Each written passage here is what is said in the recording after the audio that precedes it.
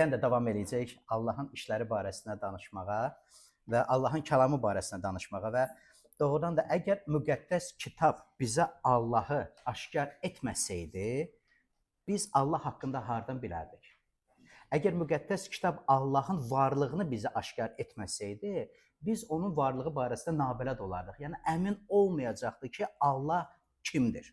Və əgər müqəddəs kitab Allahın bizə olan münasibətini aşkar etməsəydi, onda Allaha yaxınlaşan, Allaha ibadət edən, Allaha öz həyatını həsr etmək istəyən insan bunu kimə edəcək? O bilmir axı Allahın münasibəti nədir. Rəhbər həmd olsun müqəddəs kitaba görə. Allah müqəddəs kitabını ona görə bizə verib ki, biz müqəddəs yazılara uyğunlaşmağı bacaraq. Müqəddəs yazılarda yazılanlara uyğun olaraq ömür yaşamağı öyrənək ki, burada yazılan xeyir-bərəkət də bizə nəsib olsun. Nə faydası ola bilər ki, biz müqəddəs yazıları bilək, müqəddəs yazılardan xəbərimiz olsun, Allahın bizə olan xoş münasibətini bilirik, amma cavabsızıq. Bilirik, amma cavabsızıq. Allah haqqında danışırıq, amma özümüz Allah ilə ömür yaşamağa can atmırıq. Başqalarına öğüt nəsihət vermək, amma özün etməmək. O deyirəm, bu insanlara necə də oxşar şeylərdir, hə? Mən deyirəm, bir çox valideynlər, atalar əlində, barmağında siqaret övladına deyir, deməmişəm sənə siqaret çəkmə. Nə qədər belə başqalarına ibrət vermək, başqalarına yol göstərmək, başqalarına ağıl kamallı olmasını istəmək, amma özün heç nə etməyəsən. Hayır, yox. İnsanlara xasdır, amma biz deyirik ki, yox, biz Allaha özümüzə aid edənlər fərqli tərzdə yaşamaq istəyirik. Biz müqəddəs yazıları diqqətlə oxuyub, o yazılara uyğun olaraq yaşamaq istəyirik. Biz Allahdan zövq almaq istəyirik. 137-ci Zabur, 3-cü ayədən 7-ci ayəyə qədər. O, sınıq qəlblərə şəfa verər, yaralarını sarıyar, ulduzların sayını hesablar, hər birini öz adı ilə çağırar. Xudavəndimiz əzəmətlidir, qüvvəti çoxdur, dərrakəsi hədsizdir. Rəbb məzlumları ayağa qaldırar, pisləri isə toz torpaq içinə atar. Rəbbə şükür nəğməsi söyləyin, Allahımızı lira ilə tərənnüm edin. Maraqlıdır. Hər dəfə Allaha etdiyimiz ibadətlərdən, bir-birimizə olan münasibətlərdən danışanda ilk əvvəl vurğulamaq istədiyim Allahın kimliyidir, Allahın varlığıdır və Allahın bizə olan münasibətidir. Çünki əgər biz Allaha bələd olmasaq, əgər Allah ilə səmimi, açıq, dürüst, ünsiyyətdə olmağı öyrənməsək, əgər biz Allah qarşısında öz səhvlərimizi etiraf etməsək və ondan imdad və kömək istəməsək, o zaman da ətrafımızda olan insanlara da fərqli bir münasibət göstərmiş olacaq. Allah bizim həyatımızın mənbəyidir. O mənbəydən biz güc alırıq, o mənbəydən biz ruhlandırma və ilham əldə edirik və həmin o ilham alma, ruhlandırma başqaları ilə münasibətdə vacib və özəl yer tutur. Və gör maraqlı sözlərdir. Rəbb qəlbi sınıqlara, şəfaya ehtiyacı olanlara şəfa verən Allahdır. Rəbb yaraları sarıyan Allahdır.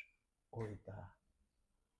Yəqin ki, Davud həyatda üzləşdiyi xoşa gəlməz hadisələrdən keçərək insanların ona etdiyi həqarəti, vurduqları pislikləri, aldıqları o yaraları ürəyində yaşamaq istəməyərək Allahdan şəfasını istəyir. Allahdan bərpa olunmasını istəyir. Allaha müraciət edir və deyir ki, sən mənim qəlbimin himayəsinə qal. Mənim yaralarımı sarı. Mənim qəlbimə şəfa ver. Sən şəfa versən, şəfalı olacam. Sən mənə kömək etsən, o köməyi əldə etmiş olacam. Görüncə maraqlı sözlərdir. Rəbb məzlumları ayağa qaldırandır. İnsanlar digərlərini tapdalayırlar. Mən deyirəm, gücsüzlər özündən zəiflikləri tapmağa meyil göstərirlər. Özündən daha zəif olsun ki, biz onu əzim, kompensasiya alım ki, mən də kimsə əzməyi bacarıram. Yox, bu həyat deyil. Pisləri Allah torpaq, toz içinə atır. O öz torpağında, öz tozun içində də qalsın. Allaha tərəf dönənlər isə Allahdan zövq almağa, Allahın xeyirxah, yaxşı işlərini öz həyatında görüb tanımağı öyrənirlər. Bunu edən mənim üçün Rəbbdir. Ona görə Rəbbi çağıracam. Çox maraqlıdır ki, bəzilərində Allah barəsində və Allaha ibadət edənlər barəsində səhv düşüncələr yaranır ki, sanki Allah ancaq kasıbların Allahıdır. Kasıbların Allaha ehtiyacı var. Varların ehtiyacı yoxdur. Çünki onlar öz pulları ilə, öz qazancı ilə öz məsələlərini həll edə bilirlər. Və yaxud da Allah zəiflərin Allahıdır. Allah fağırların Allahıdır. Allah bisavadların Allahıdır və Allah haqqında danışanda belə bu dindarlıqdır, bu nəsə belə qapalı olan bir şey deyirlər. Amma müqəddəs kitaba baxın, o adları ilə fəxr elədiyimiz insanlar onlar kim idilər? Biz Yusif peyğəmbər haqqında danışırıq. Yusif öz dövründə baş nazir idi. Ölkədə ikinci adam idi və 5 milyona yaxın ölkəni idarə edən idi. Fağır idi, deməzdim. Qorxaq idi, hikmətsiz idi, qətiyyən deməzdim. Hikmətli idi, bacarıqlı idi, qabiliyyətli idi və bunları ona verən Allah idi. Yusif bilirdi ki, ona qabiliyyət verən Allahdır. Biz Musa peyğəmbər barəsində oxuyuruq. Musa öz xalqının öndəri idi. O xalqın rəhbəri idi. 2 milyondan yuxarı sayca olan xalqa o istiqamət verən idi. Biz digərlərin həyatları haqqında oxuyuruq ki, Davud hökmdar idi, oğlu Süleyman padşah idi, Gideon güclü sərkərdə idi.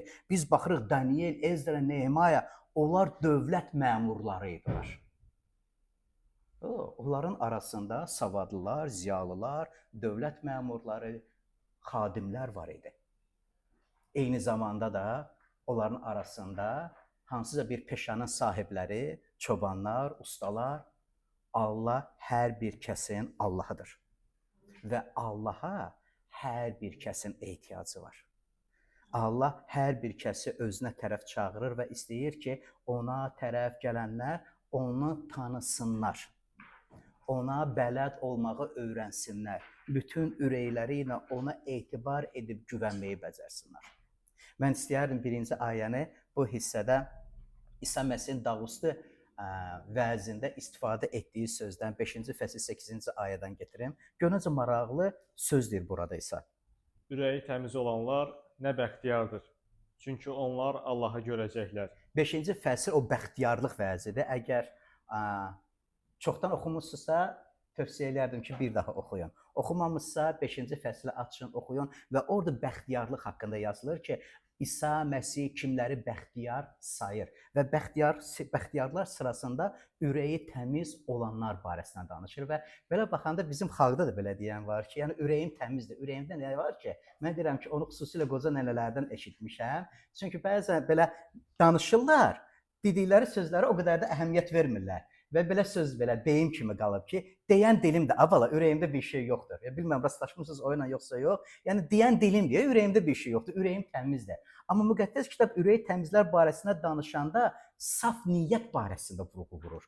Düşüncələrin saf olması barəsində danışır ki, yəni sadəcə bir belə özünə nakleyka vurursan, hansı bir ad istifadə edirsən ki, təmiz ürəkli. Sən kimsən? Təmiz ürəkliyəm. Yox, təmiz ürəyin sənin niyyətindədir, sənin düşüncələrindədir, sənin meylindədir. Bunu nəzərdə tutur və deyir ki, ürəyində, niyyətində, düşüncəsində saflaşmağa meyl göstərən insanlar Allah ilə mütləq görüşəcəklər. Onlar Allahla görüşəcəklər. Ürəyi təmiz olanlar, hansılar ki, ürəklərində nifrətə, acığa, kinə, küdrətə yer vermirlər. Onlar əksinə Allaha yaxın olduqlarına görə bağışlamağı öyrənirlər. Hansılar Allaha yaxın olduqlarına görə rəhimli olmağa daha çox meyil göstərirlər, nəinki qisas almağa, payını verməyə, yaxud da ki, kimisə yerində oturtturmağa. İstəyərdim, yəni də bu pastora müraciət eləyə, hansı ki, 2 əsr bizdən əvvəl yaşayıb. Çox maraqlı bir söz deyir. Heç kim qəlbi günahla dolu olduğu halda Allahı görə bilməz. Çünki Allah müqəddəsdir. Maraqlıdır. O deyir, Allah müqəddəsdir. Allaha yaxınlaşan insan əgər hələ də ürəyində o acılığı yaşayırsa, hələ də günaha meyilliyi yaşayırsa, hələ də başqasına zərər vurursa və o zərəri hələ də davam edirsə, o deyir, Allahı görə bilməyəcək. Onun ürəyində başqa niyyətlər yer alıb. İkili həyat yaşayaraq Allaha ibadət etmək mümkün deyil. Ona görə bundan öncə Davudun zəburunu xatırladıq ki, Davud bu müraciətlə bizə ibrət verir. Məndə təmiz ürək yarat. Ya Rəbb, mənə kömək et, mənim düşüncələrim, ürək niyyətim qoy dəyişilsin. Qoy səni görməyi bacarım. Qoy mənim ürəyim daha da təmiz olsun. Və biz müqəddəs kitaba baxdıqda bu şeyləri dəfələrlə görürük ki, Allah bizim ürək niyyətlərimizlə daha da çox maraqlıdır. Nəinki onun naminə gördüyümüz işlərdə. Mən demək istəmirəm ki, Allah naminə insanlara heç bir yaxşılıq etməyək. Yox, edək. Mən demirəm ki, Allah naminə xidmət etməyək. Yox, xidmət edək. Bu yaxşıdır. Bu mütləqdir. Amma Allah üçün önəmli olanı biz də önəmə çəkmiş olaq. Vacib bilək öz həyatımızda. Allah bizim ürək niyyətimizlə daha çox maraqlıdır. Onun üçün vacibdir ürəyimizdə baş verən o hisslər, istəklər və həmin o istəklərə görə də, ürəyimizdə baş verənlərə görə də biz həyatımızda hadisələrlə üzləşirik. Çox maraqlı idi mənim üçün. Bu həftə də mən bu bazar günü hazırlaşanda görürüm ki, Allah özünə aid etdiyi insanlar, peyğəmbərlər və salih insanlar var idi onların sırasında, hansı ki Allah xüsusi bir ad verirdi. Və həmin o xüsusi adların bir neçəsini sizə təqdim eləmək istəyirəm, hamısını təqdim eləmək olmur. Misal üçün, İbrahim Allahın dostuydu. Və biz bunu görürük ki, müqəddəs kitabda müxtəlif yerlərdə bu şeylər yazılır ki, İbrahim haqqında danışanda Allah ona deyir, mənim dostum. Maraqlı sözdür, yox?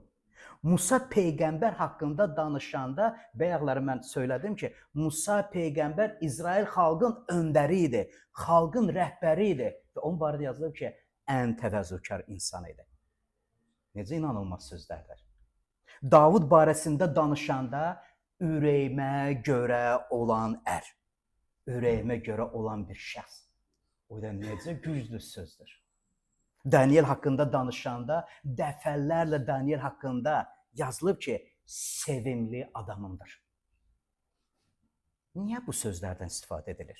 Niyə bu sözlərlə biz müqəddəs kitabda rastlaşırıq? Nəyə görə Allah onlar dünyasını dəyişdikdən sonra da digər peyğəmbərlər vasitəsilə onları xatırlayır və o sözləri yada salır? Onun üçün bu sözlərin bizim üçün nə əhəmiyyəti var? Bu sözləri öyrəndikdə biz nə deyə bilərik ki, mən nə edim ki, mənə də hansısa bir söz nəsib olsun? Yoxsa ki, hansısa bir hərəkət, hansısa bir şücaət, hansısa bir dəfəlik bir fədakar bir əməl buna səbəb olmur. Həyat tərzi buna səbəb olur. Və biz görürük ki, həmin o adları müqəddəs kitaba düşmüş insanlar, onlar həyat tərzi ilə hansısa bir hərəkətlərinə görə deyil, həyatda tutduqları mövqeyə görə bu adları Allahdan almış oldular. Və mən deyirəm, əgər sənə belə bir şans verilsəydi, qabağına bir siyahı qoyulur, seç, hansı adı seçərdin? Hansı adla tanınmaq istəyərdin?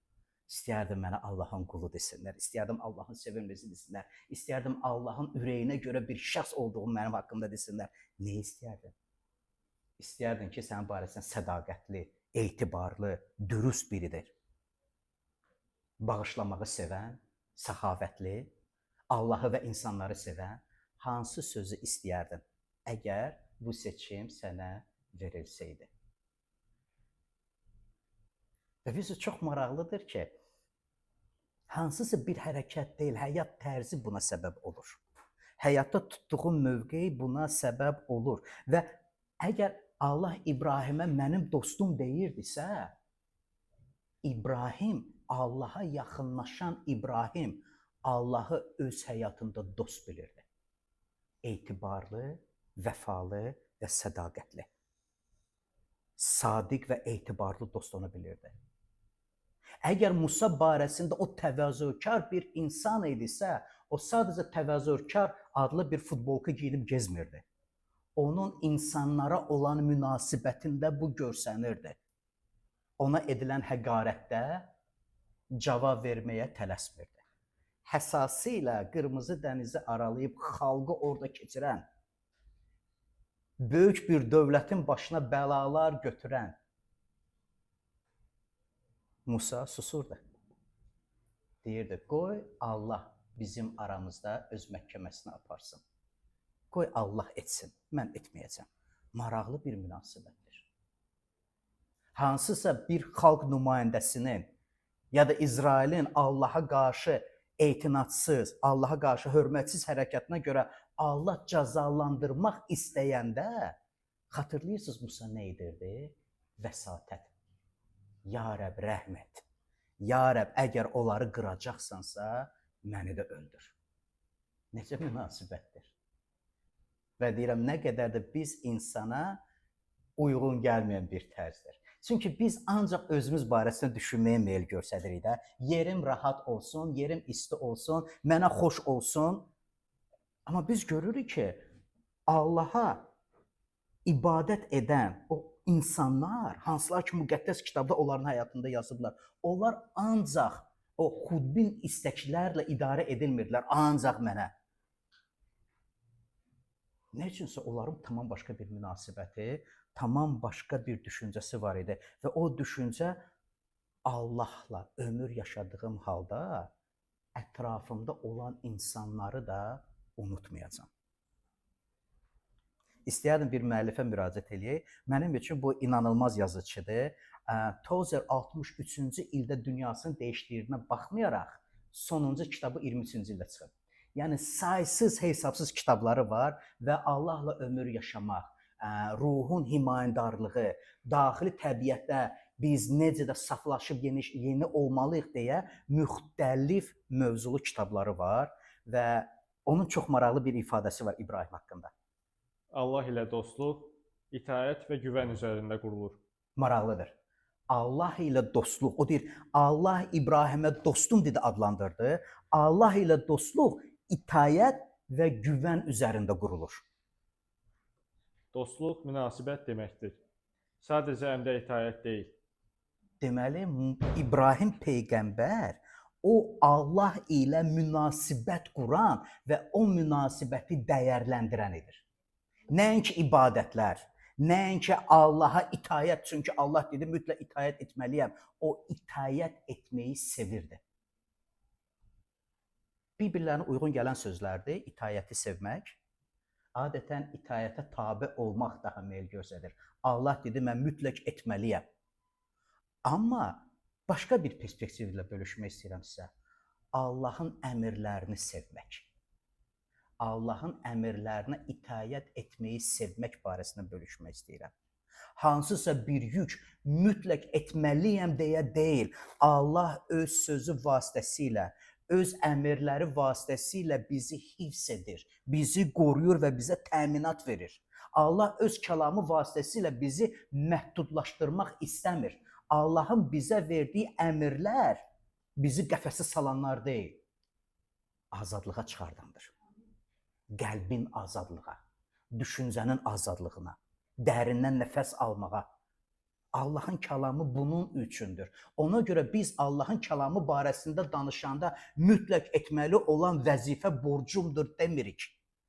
Rəbbi sevirəm, onun qanunlarını da sevirəm. Rəbb ilə mənim ibadətim münasibət üzərindədir, ürəyimdən gələn xoş arzularla və istəklərlə bağlı olandır.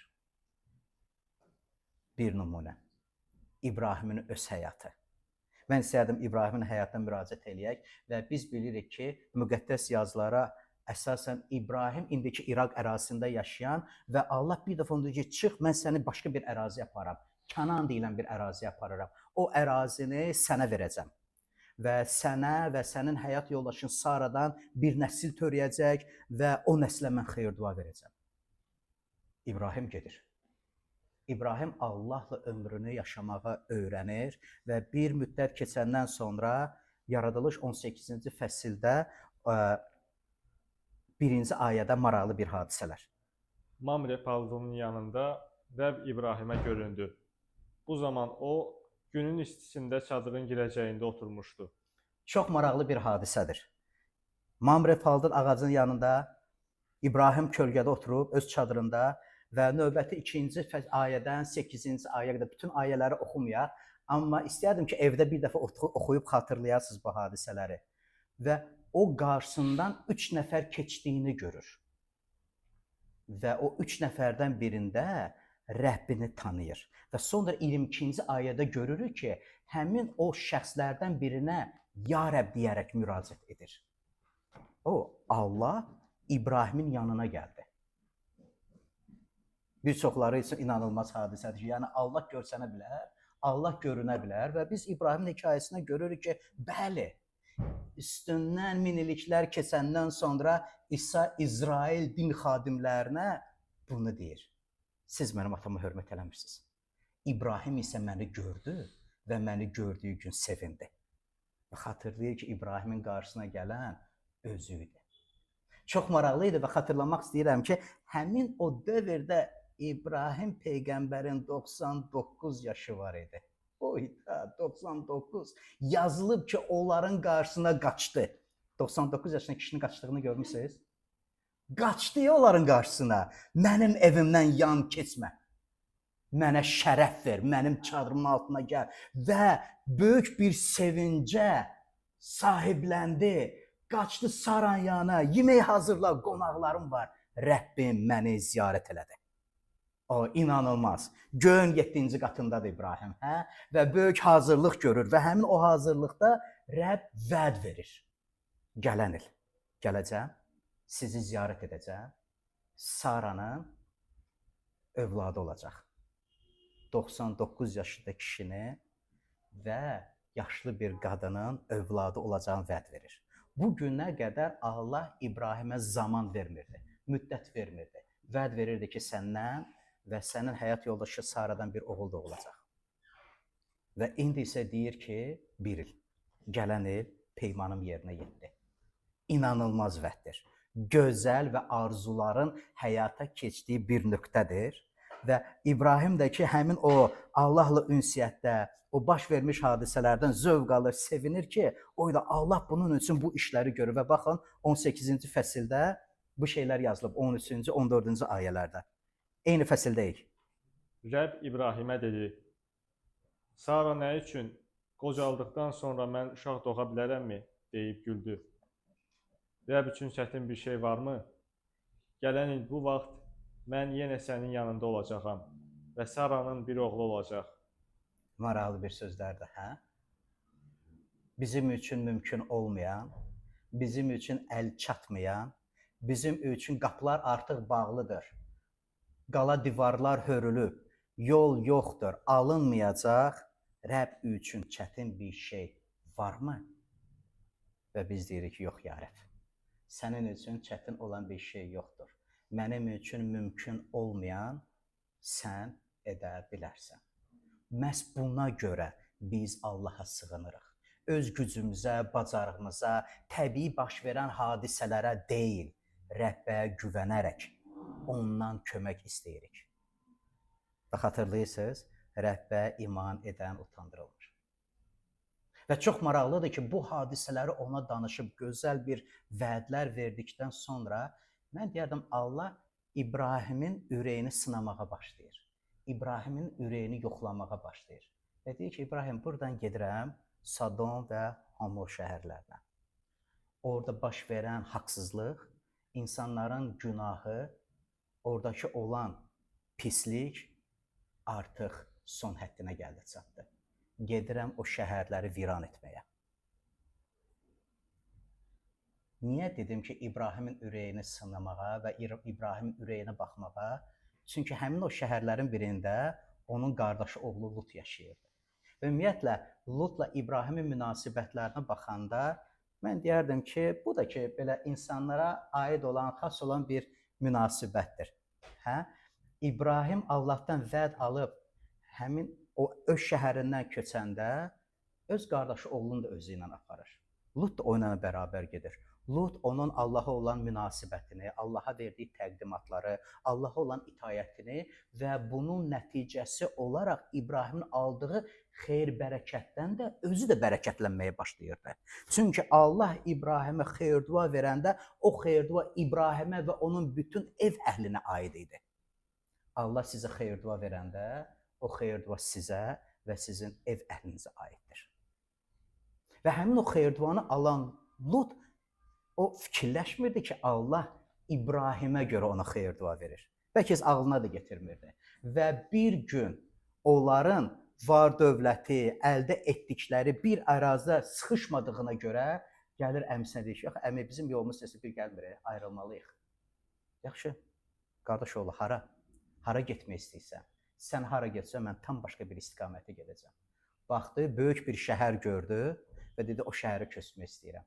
Əmisi çadırlarda, qardaş oğlu isə əminin hesabına xeyir-dua alan isə şəhərə köçür, amma o şəhərdə insanlar nə ilə məşğul olduğu onun üçün maraqlı deyildi. Oraya keçir və orada yaşamağa başlayır. Şəhər isə pis işlər görən, əxlaqsızlıq son həddinə çatan bir ərazi idi. Və həmin o şəhərdə baş verən hadisələr haqqında İbrahim bilirdi. Yəqin ürəyi narahat olurdu və indi eşidir ki, Allah o şəhərləri viran etmək istəyir, vəsatət etməyə başlayır. Ya Rəbb, o şəhərə mərhəmətə yer var, mərhəmətə yer yoxdur. Salihlər orada olsa da, mərhəmətə yer yoxdur. Ya Rəbb, biz qardaşım oğlu Luta, yəni bütün xülasəsini çıxardıram onların arasında olan bu hadisələrin. Yazılıb ki, mələklər şəhərə getdilər və 22-ci ayədə yazılıb ki, İbrahim Allahın qarşısına durub hələ də danışırdı. Lut barəsində danışırdı. Onu xilas etmək mümkündür. Vəsatət duası. Oyda. İbrahimin bu münasibəti siz üçün nə deməkdir? Niyə Allah istədi ki, bu hadisə müqəddəs kitabda yer alsın?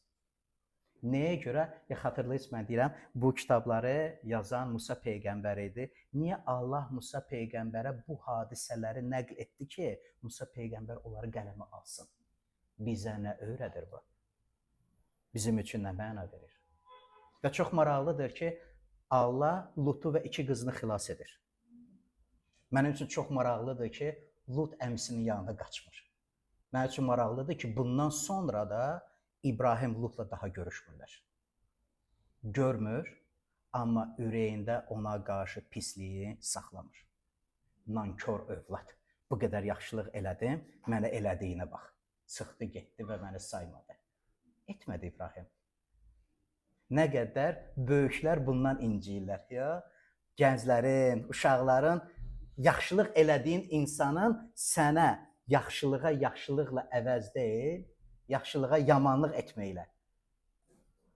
İbrahim tamam başqa idi. Bu və digər məsələlər hansılar ki, müqəddəs kitabda qeyd edilir, İbrahim Allahın dostu adını qazanmasına səbəb olur. Çünki İbrahim Allahın ürəyinə görə davranan və öz həyatını Allaha itayət edən, Allahın ruhunu anlayan və ona görə ömür yaşayan insan idi. Bağışlamağı hər şeydən üstün tutmağa can atan və bunu etməyi bacaran oldu. Biz münasibətlərdə necəyik? Biz başqa insanların bizə olan münasibətlərində nəyə göstəririk? Doğrudanmı bağışlanma həyatımızda yer alır? Yoxsa hələ də kimisə haqqında fikirləşəndə hardasa sızlamağa başlayır? Mən deyirəm, əgər hansısa bir insanı xatırlayanda mənfi emosiyalar, hansısa bir narahatlıq varsa, mən deyirəm, səmimi dua, Ya Rəbb, məndə təmiz ürək yarat.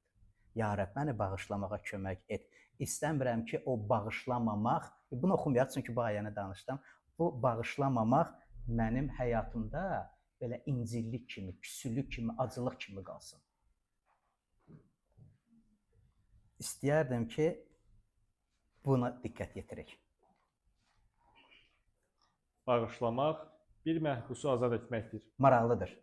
bağışlamaq bir məhbusu azad etməkdir.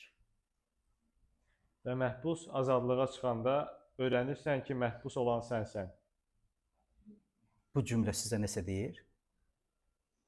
Sən bağışlayanda özünü azadlığa çıxardırsan. Özünü azad etmiş olursan. Deməli, bağışlamamaq məhbusu sən özünsən.